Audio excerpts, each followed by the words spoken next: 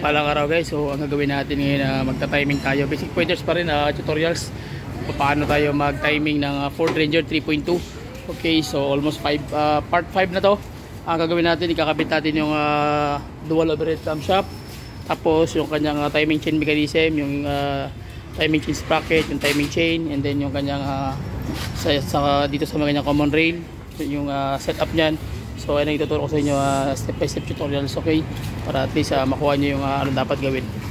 Pati yung dito rin sa may part ng dito, ano natin yung guys, ititira din natin yun para makita nyo kung paano tirahin. Okay, so ang una natin gagawin yung kanyang intake, yung kanyang intake camshaft, tsaka yung exhaust. Ayan, ito mga berador. Mahilig kayo mo mag-iro. Brad, ang atong chief mechanic. Wah! Ayag kayo. Smile man. So ayan, kakabit na natin dandaan. So ito yung kanyang exhaust. So basic pointers pa rin na magtatanggal kayo ng dual overhead camshaft.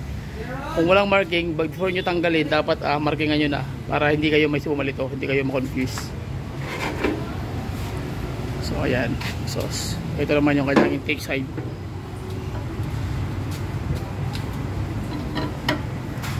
Yun.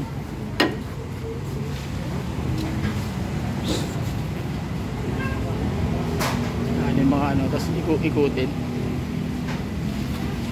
Dito naman sa side na to, basic pointers pa rin. Yung part ng exhaust, meron siyang may marking dito.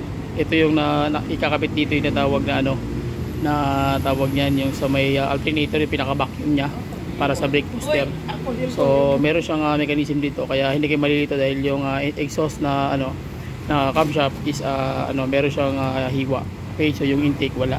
So kahit magkabali-bali okay lang, pero mas better talaga yung lalagyan mo niya ng marking bago niyo ikakabit yung bago niyo tatanggalin. Okay, so dapat pag inabit nyo, basic pointers pa rin, dapat swabe, umiikot talaga, umiikot pag kamay, yan daliri ko lang umiikot siya.